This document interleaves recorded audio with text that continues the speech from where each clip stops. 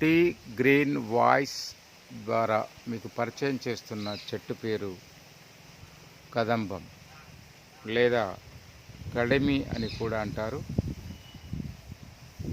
దీని యొక్క botanical name అనగా శాస్త్రీయ నామం ఆంతోసెఫాలస్ కదంబి.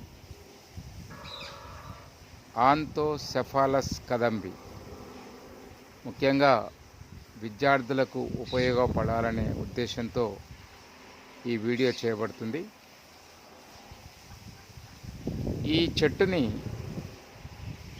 మన ఇంటి ఆవరణలో పెంచుకున్నట్లయితే చక్కని ఆరోగ్యాన్ని పంచేటువంటి చెట్టు ఇది.